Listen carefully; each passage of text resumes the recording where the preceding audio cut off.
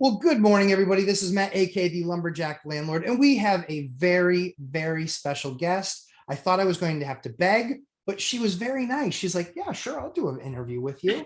So please welcome Alyssa McHugh to the channel. Super excited to have you. Thanks so much for coming with us. Yeah, I'm super excited to be here. Thank you. Oh yeah, my absolutely thrilled. So Alyssa is a property owner, a fellow house hacker.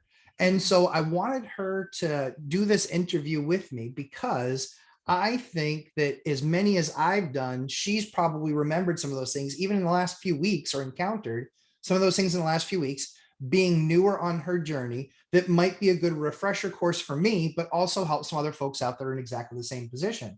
So what I wanted to do, Alyssa, is kind of give people a little bit of the lay of the land. You know, how long ago you started house hacking is a good start, and then kind of why you started house hacking. All right. So I started house hacking in 2019. So just a few years ago. It started with renting and I had roommates. And I always thought to myself, I'm like, it'd be really cool if my roommates gave me money because I was the one that was dealing with most of the rent stuff. I was like, how cool would it be if I owned this house and it was coming to my pocket instead in my mortgage? And so I never really took the step to go talk to a lender. And because I didn't think it was like attainable for myself. Like I had a full-time job, decent credit, but I never took the step to do so because I didn't have the knowledge that I could actually do it. And so my landlord decided to sell their property. And so I decided to just go to the bank and see, if I could actually buy the rental myself.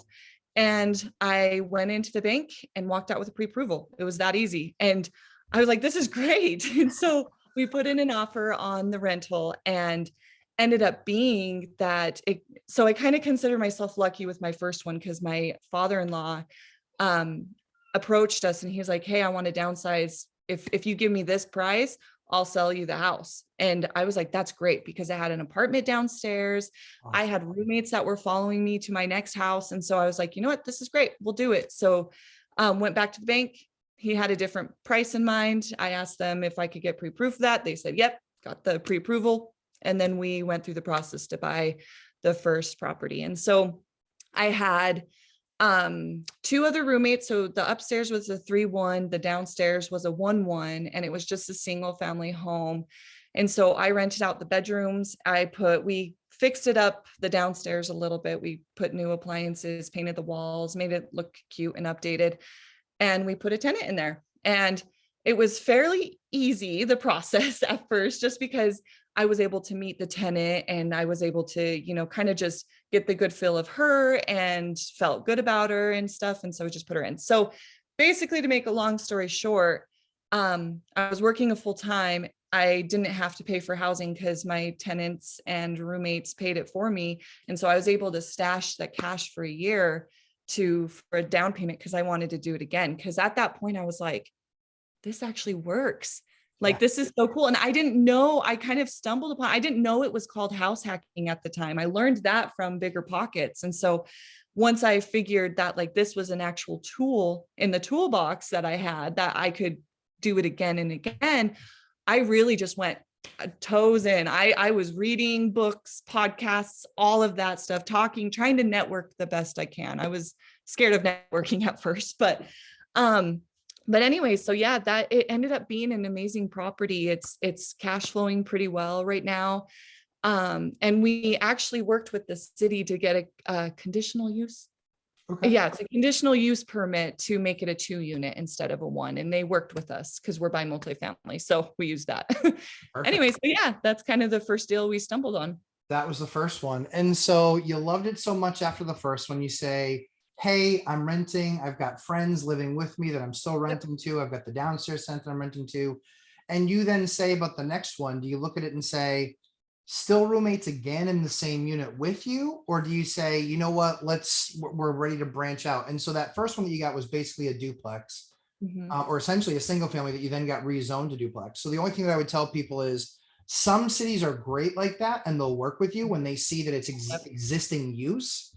Others will say, tough, no way, Jose, especially when it's in an area where they're all or mostly single families. You were in a good spot because you were in an area that was a lot of duplexes and bigger. And so it was something that was easily approved by the city. On that second one, as you're looking at it, do you say, I love this process, let's keep down that path? Yeah. So it just made sense to do it again. Yeah. And so So how long were basically you in the first one? a year. It was Okay. maybe a year and like just a few months. But That's yeah, nice. Well I done. remember you saying that. But yeah, so we stayed there just a little longer. And then once we hit that year mark, I went to the bank to see if I can get another one because I had no idea what it would look like. I just was like, I just want to give my situation. This is the rent I get. This is how much I make. This is my credit. Like, what am I able to do to move forward? And I was able to get pre-approved again for another loan. And that's when I guess this is where networking really helps. I put myself out there on Bigger Pockets and was like, hey, I'm in this area. And do we have any investors out there that need any help? And I had one that reached out to me and said that he needed boots on the ground. And so I was doing a lot of his boots on the ground stuff. Yep. And he had a flip that they just got done with. And it was a side-by-side duplex, both 3-1s. And he put it on the market.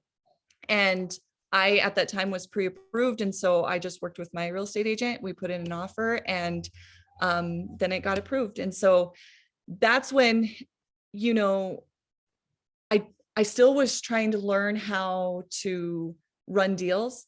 Yep.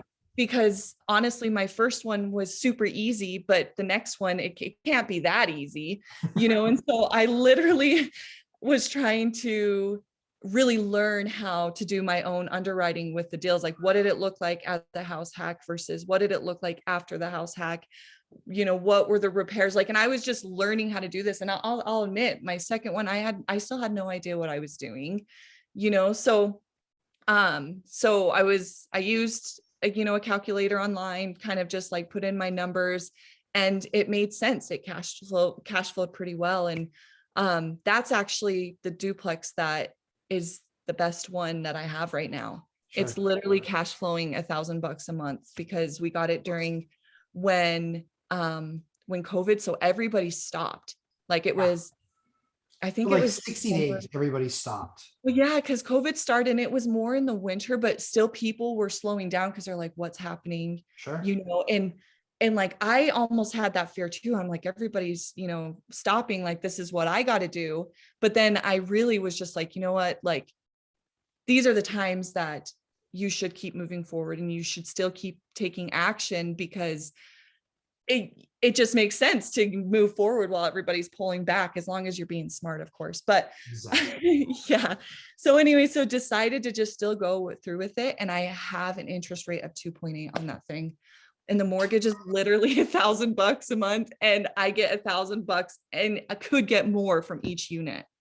I'm like, I mean, utopia, right? I got to do this again. I'm like, what is this? Yeah. So that's awesome. And again, were you working toward a percentage of like return on the investment that you made? Or were you just looking at it and saying, I can make my bills, it's comfortable, I'm still living there? Like, what was the math, I guess, that you were doing? Because some people do it purely on feel.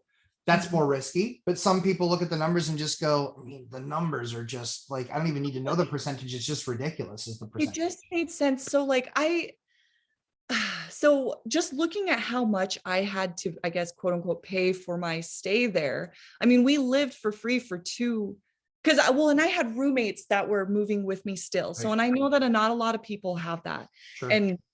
But if you're willing to fill the rooms with your roommates or different tenants or whatever, and then you house hack the other side, it literally makes your payment so small with whatever you have left over. If anything, right? Yeah, in this market particularly, it's up in Montana. It's a population city of 60,000 people, so it's a little smaller, but there's a military base, which is good. Yeah, so it just made sense and it cash flowed. I can go a little bit more about, how I kind of changed strategy moving to Utah, which is a little harder market, which I think a lot of people are going through. Sure. But, just in Montana, it just cash flowed so well both ways, house hack and after house hack, that I was like, this is great. Let's just keep on doing it. Yeah. So Anytime you're seeing that your expenses are $1,000 or $1,200 a month and you're getting $1,000 back. Yeah. I'll sign up for some of those deals. For sure, yeah. every time. And not to mention, if you have a full-time job, you literally just stash. If you low below That's right. your means, you don't need a new fancy car. Like I didn't have a car payment at that time either, because it just didn't make sense to. And so I just had all that full-time job just going in and just stashing for the next one. Awesome. And so talk to me a little bit about the bank, because that's a major factor in getting deals done a lot. And I think that a lot of people that are newer to this think that all banks are alike, and they're not. They are No. they are not alike. There are banks that will thankfully not let me in the front door anymore. And that works for me, because we've had the conversation where it's like, guys, this only makes sense for you. They came out and they said, we've got a great product for you. I was like, I'm listening. Let's hear it. They're like, it's a 5-year fixed number, and after that it adjusts to prime plus 2.5. Guys, we're never doing business together. That's horrible. I was like, that's the worst deal anybody's presented me in the last month. And so it's really funny because they're so very different. And so talk to me a little bit about the bank, the relationship, kind of what their process was, because that's why I push people so hard to get into these small local community banks, $1 billion to $2 billion under assets, because you're dealing with a person, not a number. You're dealing with a human situation, not just a situation. So walk me through that a little bit. So funny enough, for every property that I've gotten so far, I've gone through a different lender. So I've had the experience of dealing with different products at different times. And I'm not against, dealing with the same lender. If you find one that's great, then, stick to it. But I really like the diversity of different people, of course, and looking at my situation and having different ideas. That's just super helpful. But anyways, so basically I went to a credit union at first. And they usually had really good products, but then I talked to a real estate agent that was like, don't go there. Like, just don't, they're horrible with numbers. And I'm like, oh, okay. Then he recommended another person that was just amazing. And she helped me get the first deal. We actually went through her. We didn't even have a real estate agent. She did everything and was super amazing with just being creative with the down payment. Because my first property, I didn't have a down payment. We got it with zero. Wow. because we were buying it from family. That was the difference. They just added it to the loan because we were buying it under market anyway. So they just added it. And so we were able to go in. John was able, my father-in-law was able to get all his money back. But the second property, so for all the first two, I used conventional 5% down. So when that was available, because I don't know if did they stop that? Because I'm pretty sure they don't have that anymore, at least with the lenders that I've talked to. Yeah. So what's actually ended up happening is that there is a consolidation of products. And then there's also, this is something really important, perfect segue, almost like I asked you to do it. But the crazy thing is that loan products that different brokers represent or have access to through their different, backing companies or mortgage companies, because they're the broker, they're brokering a deal with any one of 10, 20, 30, 40 back-end lenders. So what ends up happening is certain products no longer become available. So when that bank was pitching me on the 5-year with prime plus 2.5, the crazy thing is I said, well, I mean, aside from that being horrible, what are my other options? And they said nothing. And I was like, what do you mean? They're like, that's the only thing we're making available to people. And so when banks, what they do is they assess their own balance sheets. And when they look at their own balance sheets, when they want to reduce risk, they don't stop lending. They stop doing good lending. They basically start doing deals that are almost no risk to them. And because the numbers still have to work, but the likelihood that they're going to have to take back that property is almost none. And if they do, they got it so under market, it's ridiculous. So what you'll see is you'll see people that say, you know what, we're in really good shape. I have one bank that's ultra conservative. I know if I can get them to say yes, I know that any of the other 4 banks that I work with or 3 banks I work with will be like, yeah, sure, we'll take that deal. So Right. I can always start off with them. And I think what's really important too is you brought up something I don't think I've really talked a whole lot about, is that in the first 5 deals that I did, I used 4 different banks in my first 5 deals. And it was about creating relationships. It was about, a lot of times when you're dealing with, in the very beginning of this, you're dealing with a, as nicely as I can say it, an unsophisticated mortgage person that doesn't really specialize very often in buying multifamily for house hacking or for owner occupation. And so I think often when that's something that's missed, they don't know how much rent you can calculate against your mortgage payment. They don't know a lot of those things. And so they're learning that through the process. But I suspect when you get to a point where it's like, okay, we've kind of gone to everybody around here and it's been pretty good, you'll eventually get to the point where you look at it and go, I think I'm going to probably start to stick with this one because their service is fantastic. That's usually what happens. So Yeah. walk me through that second one that you kind of got through, and then, you know, on that, on exactly kind of the banking and how that differed essentially from the first one. Because it sounded like the first one you got sent a mortgage angel that was just like, let me just put all these pieces together.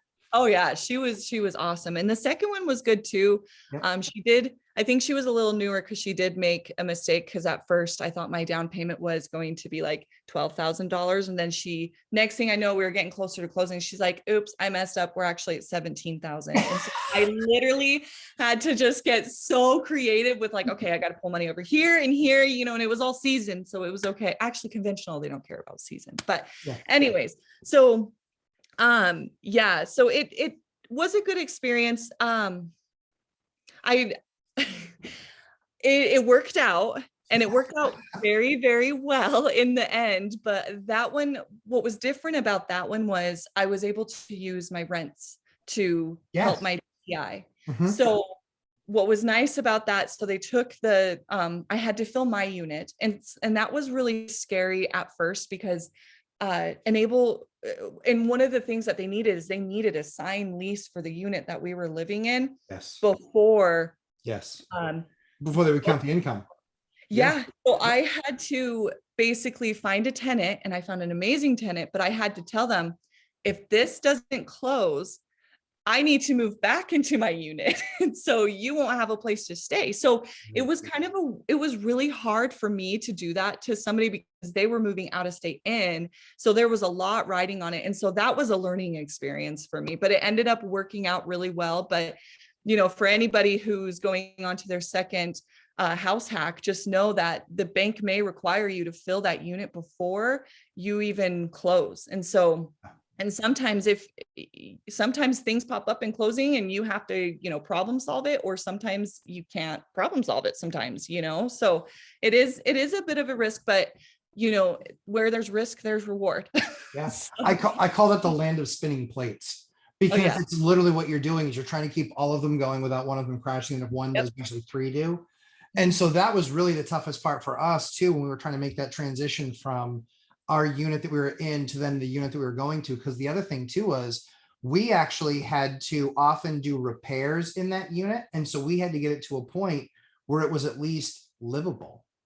Mhm. So that was sometimes a challenge. Like I will say there might have been an occasion where I rigged something to make it look like it worked and it didn't actually work. But maybe that happens, but not as far as the inspector knows. But I would never do that again. because the joke was on me. It took me like 4 weeks to get a shower actually plumbed. So we were hopping around doing showers at friends' houses. Like, hey, how's it going? They're like, oh yeah, we brought pizza. Yeah, can I get a shower too? Any chance? Like maybe hang out a little bit, get a shower. You're not Yeah. required. I just need to use yours if it's cool. Mhm. And so you got through. You gotta do. Yeah, exactly. So you got through number 2. You're living the hackology life, living as a hackologist, and saying, okay, I haven't had enough. I want to do this again. And so in that second one, were you still roommates in unit with you? Yes. So what was really unique and cool about my situation up in Montana is I had like 4 of us that were just moving to place Awesome. with it. And they were willing to literally move every year. And so I was like, this is great. I'm going to take advantage of this. And so I needed, obviously something that worked for us with like as many rooms, because I mean, like it probably could have worked with, 1 or 2 bedrooms too, but it just would have been maybe a little like paying $200 a month rather than getting $200 a month, Sure. which is still pretty good. $200 a month Awesome. for Yeah. a mortgage is great. But yeah, so basically we lived there for a year, and honestly, I'm hoping that I'm not making it sound super, super easy, because it is hard. It Sure. is important to recognize that it was difficult, because this duplex, I was pregnant with my daughter. And first of all, I mean, it was a little tighter space, and it was hard. I mean, the place stunk, like it stunk so bad. And it was just tighter. We had animals with us too. And so, it was just like, it was very uncomfortable. Like you have to be okay with being uncomfortable for Yes. a period of time to make it work, because it's not, I don't know, it's not a mansion. So It is uncomfortable. It can be uncomfortable. We did, after Ashley and I had gotten married, we had gotten a couple of roommates, and I was not a fan. I was like, I don't like this. I don't like this at all. And then when I did the math, and I was like, please God, make this math work. And so I did the math, and I was like, they can leave. Ashley, they can leave. oh I was like, we can get rid of them now. It's fine. Bye. See you guys. And so that's really how we kind of did it. And I was like, we don't ever have to do that again. And so it was, and because that for us, like because I was also working from home, and that made it really difficult because everybody was always on schedules. And so that was probably 10 years or so ago. But I had to do kind of like what we talk about, right? Which is we do anything we have to do to get the deal put together. Whatever it is, if that means that I've got to, pull money from here and take money from here and sell this car and get a lower down, get something I can buy for cash or pull out, and then, use that $5,000 I got for that car to do this. And then we live on one car for a while. It's like truly setting yourself up to say, whatever we have to do, we're going to do to get us into this next deal. And then we'll heal over the next year, 18 months, and then we'll be ready to do another one. Is that kind of the mindset? Oh yeah. Because it can be exhausting, I guess, depending on your lifestyle and what you have going on. It worked for us because we all worked full time. And so we had different times we were home. And so we weren't always just like on top of each other, but we did share one bathroom, and that was horrible. So your other roommates, girls or guys? I had 2 boys. So my best friend up in Montana, boy, and then Eugene, fiance, and then my sister. So half and half.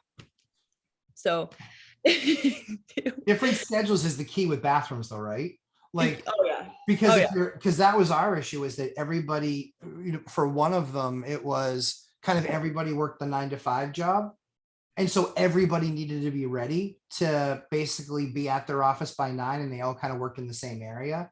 And I'm like, this is the worst. And I was like, I said to Ash, I was like, I'll just take a shower the night before. Like, I want to take a shower in the morning, but I'll just take a shower the night before, because this is brutal. This is brutal. Yeah. Because we had the one bathroom thing too. The one bathroom thing is tough. It is. But I don't regret it. anything. Yeah, it's for a year. It's like, I would do it again, and I'm literally going to do it again because it's so worth it. So you're in number 3 right now. Talk to us a little bit about what number 3 is right now, and then we'll go on to see what the future plan is. So what's number 3 look like right now? So number 3 is a single family home. So we planned it up in Montana to where we would save, and then we would make the big move after my daughter was born to Utah to be with family, because this is where my family is. Eugene's dad moved. So we want to be with everybody, but we also understood we're going to a much more expensive market and a more expensive place to stay. And that made me nervous, because I'm like, is this possible here? Yeah. I had no idea. And so June 2020. So that's when we started looking to get a place. And we were just on the market, and we were working with an awesome real estate agent who knew the area pretty well. And I just let her know, like, we need something that has a mother-in-law. We need something. Okay. Like, there's no doubt about it. We're not scared of work. So we're not scared with doing, fixing up the floors, painting the walls, changing out the toilets. Like, we're not scared of doing that type of work. So, so she had actually, we found this house on Zillow, and we saw that it had a couple leaks downstairs, or like floods. Just there was a sprinkler that broke outside, and so it went foundation. Yeah. Do you need to go see her? Well, no, I was going to go give her her car seat, because that's how we put her to sleep sometimes. We put her in a car seat and then we rock her. All for it. If you want to go do that, we can start up again. It's not a problem. You want to go do that? Yeah, let me do that. That's okay. I'm All good. sorry. Okay. Oh, you're fine. All right. Back from having our mom minute with Alyssa. It was a lot of fun. I totally get it. We have 3 kids. For those of you who watch the channel, 4-year-old, 3-year-old, and a 15-month-old. Alyssa, new mom, almost 1-year-old, right? Yep. Almost 1-year-old. So yeah, August. we want to respect getting the baby to sleep in a timely fashion. Oh yeah. For sure. Oh yeah. So we were on unit number 3. And what I loved what you were talking about unit number 3 was the fact that you're looking at it and saying, this is a much more expensive unit. We're probably not going to be able to afford what we want at our price range with what we have for a down payment. And so let's think outside the box, as house hackers do, and do the best of all real estate investors, right? It's willing to do some of the work, willing to have some sweat equity, willing to look at the situation and say, how do I maximize my opportunity here? So you were talking to your agent about some sort of an in-law apartment, or looking at that. So how did that conversation go with her? So basically, I just told her, like, we need to find something that has a different living space, because we knew our financial situation. I just had a daughter. I wasn't going back to work all the way just yet. So we were going to be on one income. Things were just going to be a little tighter. But we were able to stumble across, a few properties, because I think you got to just look through your inventory in your area, because not every multifamily mother-in-law or whatever, sometimes they don't put in multifamily. They put it in single family, because legally it's a single family home.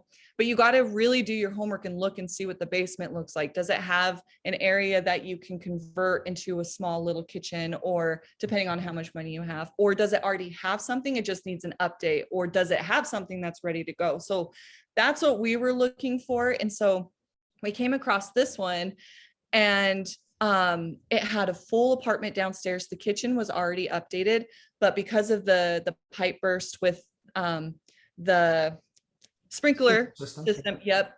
And it also had a sewage issue at one point too.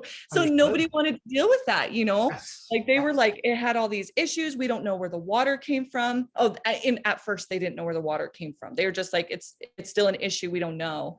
And then when we moved here, we found out that it was the sprinkler system. But anyways, so we were willing to take that on, because it was a 2-1 downstairs, had a nice little separate entrance to the backyard for privacy. And then upstairs was a 3-2, which is awesome. Yeah. So we wanted to go through with this. So my sister found a roommate, because she was moving from Montana up with me. So she was going to take one of the bedrooms, at least the one with us, or depending on if she found a good roommate. So she found a good roommate. They're renting it out for $1,100 plus utilities. And then we, for the rest of the mortgage, we are paying about $800, $900 a month. Okay. But you have to think though, who is paying for $900 a month for a 5-2? Yeah. Yep. Or even if you just discount that and that space is away, even a 3-2, who's paying $900 for a 3-2? It's probably, that's got to be what, a $1,500-$1,700 a month rent.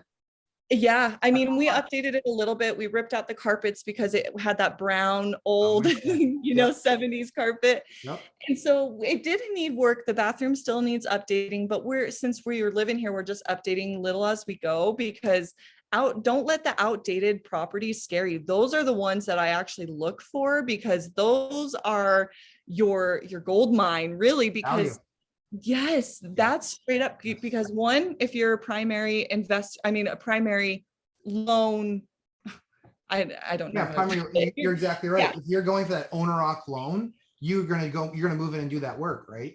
Well, yeah, and you need something that's livable. Yeah. And that's kind of your fixer upper without it being necessarily like a fixer upper. Right. You're So exactly right. Like if it needs a roof or if it needs a heating system or something like that, usually that has to be repaired before you take ownership. And very few companies are willing to do that now. They just say, hey, you're gonna have to come with a construction loan, way it goes. Like, right. that's a whole level of complexity that makes you a very unattractive offer. Yeah, especially for an FHA, because at the time FHA wasn't pretty. It was when it was conventional and cash only, and so we had conventional, luckily, for this one with 5% down again. And so we were able to do it because the upstairs was livable, downstairs just needed new flooring and find out where the water was coming from, which we were able to do. And it was literally just the sprinkler. Like the sewage problem was no longer an issue. The owner before paid for all of that to fix it. And so it just was a really good deal. And now what's amazing about this is we could rent the upstairs, being a 3-2 in this market, for maybe 14, 1500, maybe 13, 14, 15. We'll see. I didn't quite run the comps all the way, but then the downstairs straight up 2-1 is 1100, 1200. We're cash flowing $600 after that. Yeah. So once we fill this unit and we move into our next one, we'll be cash flowing that amount. Yeah. So yeah, it just continues to work. And I think you, excuse me, you do have to adjust a little bit, because we were okay with paying the amount that we had to pay for a period of time for about a year before saving up and getting our next one. But sure. And that's the thing is, so the life of a hackologist, if you will, is move into a place, make it ready, be getting enough rent from the other unit and roommates combined, or just the other unit, save after you finish doing the work. And then as soon as you have enough, you're like, okay, I'm still doing my homework, and now I think we have enough to do our next one. Then you start to look at what your rents are going to calculate for the place that you're in. Then you figure out, okay, I'm going to net $400, $500, $600 a month on this duplex. Now I'm off to my next one, right? So now what's the future? You're looking at the next one. You're looking at number 4. Let's talk about that a little bit. So, okay. So this is probably my hardest one yet, I'll admit, because the market is just so, we're coming down from the super hot market. So you still got sellers who are super wishful, but buyers have a chance. And because, at least with the lenders that I was working with, I haven't been able to find another conventional 5% down. Mm-hmm. So we have to shift strategy. And for the first time out, we'll be using our FHA. Okay. But with this market, you can actually get that now. Yeah, that's right. We have that chance. Right. The VAs and FHAs, we kind of have a little bit more of a chance. And it's not my first pick of a loan, I'll be honest, but it is a tool that we have in our toolbox, and we're going to give it a try.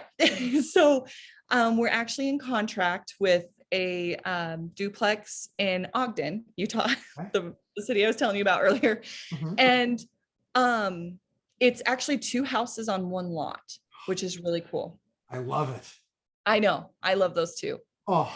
So the first unit has the 2-1. So that's the one that we're going to move in. And it just kind of, it does need a little bit of update. The bathroom needs, just to be cute, maybe put tile around, it doesn't need a whole lot of work, but it does need repairs, like roof repair and stuff like that. So we're kind of in the due diligence at this point. Both units, I don't know if I said this, both units are 2-1.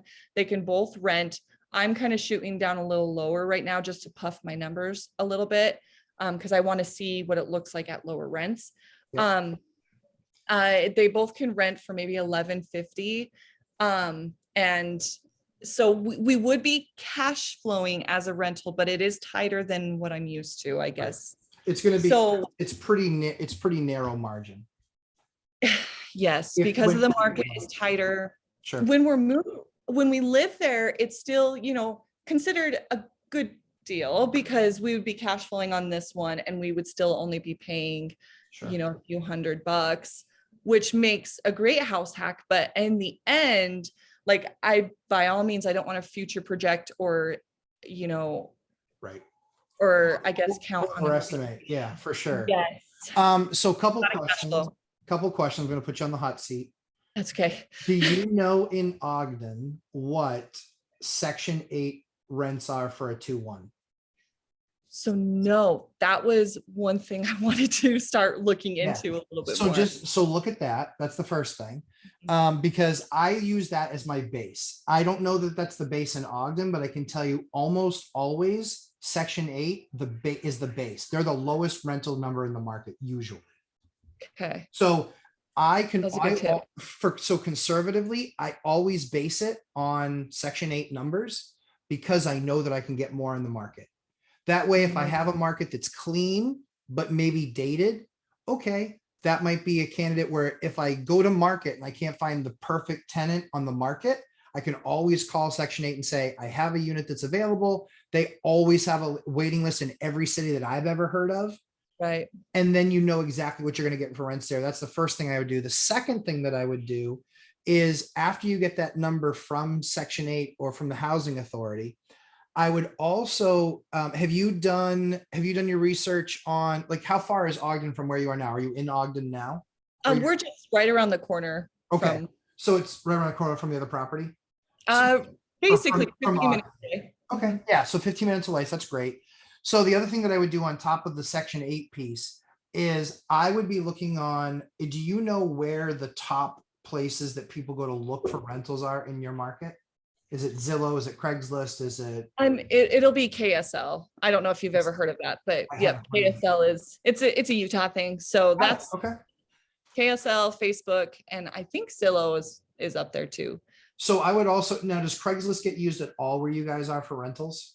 I'm sure it does, but I just always kind of had a hard time navigating Craigslist a little bit more. Understood. So Yeah, I would play with that a little bit. And the only reason that I would, and maybe even do, I would play with that a little bit only because the more data that you have, the more you can really truly project what that's going to look like for you. right.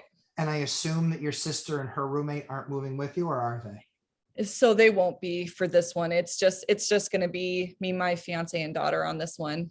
And so then you're going to be looking to find who that perfect tenant is next door, right?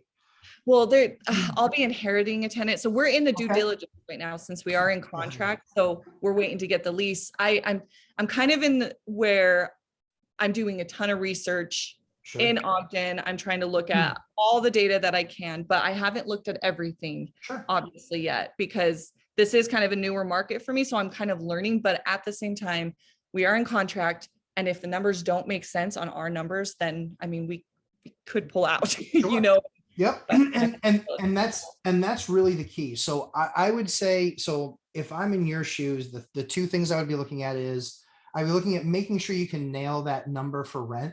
Make sure you really know that you know, not just that you know, but that you know, that you're like, this is going to be an easy number. Well, I will have a list of people. The other thing that I would do in accordance with that is I would talk to some other rental agents and just say, hey, I've got a 2-bedroom, 1-bath in its separate building, because it's a separate building, right? Yep. So it's an ADU, which I love the strategy, separate building. So I would just say to them, because that might not even be considered an apartment, that might be considered a 2-bed, 1-bath house, which your rent is going to be higher. So I wouldn't be necessarily looking at, so the issue that I have in my state, I don't know if it's the same in Utah, is that for me, 2 units is 2 units is 2 units is 2 units with the housing authority. They don't care if it's a 2-bedroom house or a 2-bedroom apartment. The problem is that if it's a 2-bedroom house with a 1-bath, I can get a premium, about a 20% premium on it being a separate house with no shared wall. A shared driveway is not a big thing. So you likely, even though you want to get that Section 8 number, even though you're pricing it as a 2-bedroom apartment, if it's a completely separate building that's not attached, it's probably not a 2-bedroom, 1-bath apartment. It's probably a 2-bed, 1-bath house number. Right. Which is likely a premium. So what I would be doing is I would be calling somebody, look up who some of the other rental agents are when you see them on Zillow and they have rentals. Just call them up and say, hey, I just have a couple questions. We're in the process of acquiring a building, and it's 2 separate buildings, and one of them has it's a 2-bed, 1-bath separate house that's not connected at all to the other house. The only thing that there is a shared driveway, if there is a shared driveway. and say, where would I find out, what would something like that rent for if I were looking for something like that? And I would then take that number after having spoken with a couple of people. I'd be willing to bet you that number is probably 20% higher than an apartment with the same layout. Wow. You're probably No, looking at a premium. right. And I've been doing my own research in that way, but that is one step that I haven't quite taken yet, is Perfect. talking to other people in the market as well. So thank you for that, Of because course. this is where I'm still new. Like, Sure. yes, I've done it 3 times so far, which doesn't make me like, an expert just yet, but being in a new market, it's a whole It's a new whole new market. That's a whole new thing. game, It is. It is. So that's kind of where I'm learning right now in this process. And that's why like watching your videos have been so helpful with Awesome. doing this stuff. I tell my friends all the time, I said, listen, if I got into a new market, I could become a great investor. I'm not starting there. Because I don't know the market. I don't know the good streets, the bad streets, the places that you hear gunshots at night. I don't know the ones that have, Often you might. yeah, the ones that have police car chases through them, or the occasional every other Thursday drug bust. I don't know those things in a new area. And so there's and the school systems, if it's a larger unit that might be a 3 or a 4 bedroom where you have to account for kids, I don't know if that's a bad school district. So the great equalizer for all of us is just changing markets. And that's why having the process by which you evaluate the market is really the biggest key. So I think if you learn that number from Section 8 Housing Authority, find out what that is, I think you're well on your way. That's going to be your minimum. I would ask them too, do you guys value or set the price differently on a 2-bedroom home than you do on a 2-bedroom apartment? I would want to know that. In my area, they don't. They say 2 beds is 2 beds is 2 beds. I'm like, okay. So now I know that I have to go private market with that because they're only going to pay so much. Right. And then I think that second piece is you've talked about networking. I think you're doing it. And I think that that's the hardest part for almost everybody, is doing the networking piece, because especially with what the last 2 years has looked like, the last thing we're doing is pressing the flesh with more people. It's usually like keeping a small enough circle where I can live life and get by and do the things that I have to do on the daily. So I would definitely have those conversations with a couple of those rental agents and kind of see what they're looking for. And then I think you're already doing the last piece, which is looking up those rents in 3 or 4 different sites, really trying to gauge the market, understand what your actual rent is going to be. And I have something called a rent box. I actually have a video on my channel talking about the rent box. The rent box is almost as important as the buy box. I get accused all the time of overpaying for the units that I buy in markets. And I never share with the people that I'm drubbing them and constantly winning properties from them. I never share with them the issue that they have. I had a conversation with one of the other investors, and he's like, how can you afford to pay that for? He's like, I was maxed out at 505K for a duplex. He's like, how can you pay 527 for it? I said, I don't know. I said, I guess your math is just better than mine. And I said, what are you accounting for monthly rent? He said, 2,000 aside. I said, yeah. I said, I see that. I guess I'm just willing to work on smaller margin. My rents are 3,000 aside, and I'm getting 3,000 aside. So his deal was garbage at 505 at 2,000 bucks aside. My deal is a grand slam at 3,000 bucks aside. Wow. And I only paid 22 grand more than he was willing to pay, but I'm getting $2,000 a month more in rent. So even at 505, I'm crushing his numbers. This is where the rent box video that I put together is really important, because people can build out their rent box. They can do all the homework that you and I just talked about. You do all that homework, you fill it in, then you really know what you can get. You know that you know what you can get for that apartment or for that house, that 2-1 house. When you know what you know, and then it's like, now I know exactly, working the numbers backwards, exactly what I should be paying for that house. And maybe I'm too far in and maybe I'm not. Huh. That's, I am going to check out the video. yeah, it's well worth. I think it'll help you out a little bit. Right. Especially with this situation, because we are in contract, which is great. We have a chance to really Do the due make this diligence. a good deal. Right. So the only thing that I'll tell you too, that I think is really, really important, is that sometimes people still feel the pressure to close. Right. And don't do a bad deal for your family because you don't want to let down an agent or let down a seller. I mean, this is life. This is business, tough way it goes. So only do a deal that you then validated and feel really good about the deal. And it doesn't give you the, like, fingers crossed this goes really well. It needs to go really well based on you've done the math, you've done the homework, you've done the research, you know what you know. And that's why the deal's a deal. It's an investable deal, right?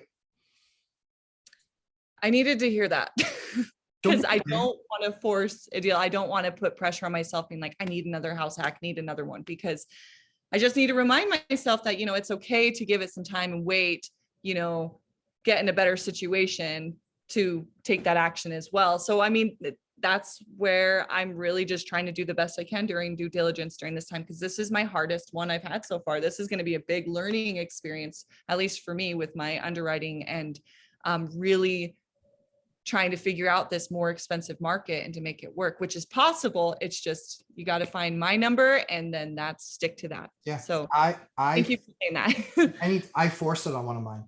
Mhm. And that's the only deal I ever lost money on. I Interesting. forced it. I forced it. I bought it at the market was hot. The rates had taken a dip down. I bought it. I paid $349 for it. It was a D that had gone to a C neighborhood that had gone to a B minus neighborhood. I bought it. I fought that property for 14 years trying to submit that property to my will and make it work.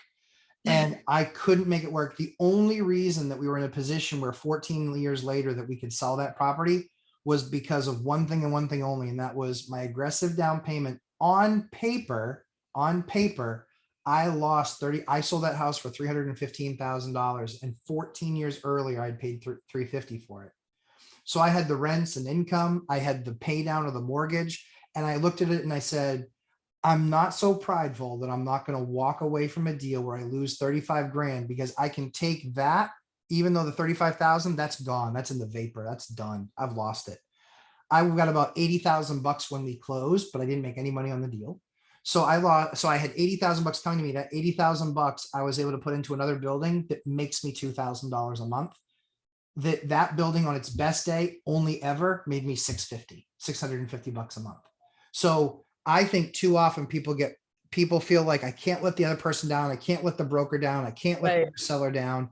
I don't want to do that either. But I also have to not let my bank down and not let my family down, and make sure that we're doing the thing that's best for us to propel this forward and make sure that we can do the next one, because you're going to do a number 5. And so just make sure that number 4 is all that you need it to be. Don't be afraid to let the numbers tell you the story, and listen to the story. You can always ignore the story, but if you ignore the story, then you're kind of like a year. Because honestly, 14 years I had to look at that house on the balance sheet and that house was my biggest nightmare by far, not even Oh my close. gosh. Out of my 9 evictions, out of my entire life, my 9 evictions, 6 out of the 9 were in that one building. Oh.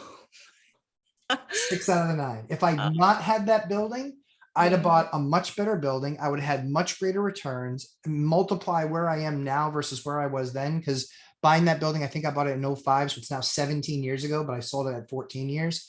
I'd have far more money in another better property. I would have not had all the stress. I would have not gone through 6 evictions, which is literally 66% of the evictions I've ever done. We're all in that building. That building, I'm pretty sure hell opened up and spawned that building, and I bought it because I wanted to put the deal together. So that's the one thing that I would encourage you with. But any other last thoughts before we kind of wrap this up today? What are some last thoughts that you have on house hacking, and what you would tell people that are on the fence, that are big chickens, not like you, that are big chickens and haven't done it yet? What would you tell those folks? So I would just say is you just got to take action. You pick up the phone, call a lender, tell them your situation, put your ego aside. Okay, with whatever money situation you're in, you need to just tell them your situation and figure out what you need to do to get pre-approved. And I think that's the step that a lot of people, they always say, I want to buy a house, I want to buy a house, but they don't call and ask, how can I make this happen? And instead of, you have to ask how and take that action in that direction. And that is the reason why I've gotten as far as I can, because every single time I have gotten a house hack and made it work, and it's never regretted any of it. Then once we got settled, picked up the phone, talked to a lender, what do I need to do next? So it's just about taking action for sure. It's So 1,000% about taking action. And I like to make people laugh. I don't love it when the lenders laugh at me on the phone, but I had plenty of that in the beginning of my journey where they were just like, you want to do what? Yeah, okay. Yeah, we're not the bank for you. Okay, sounds good. And now I get my pretty woman moment. Now I get my pretty woman moment because I've talked with some of those people that said no to me 15 and 20 years ago. And I was like, yeah, life was pretty good. Sorry you weren't part of the journey.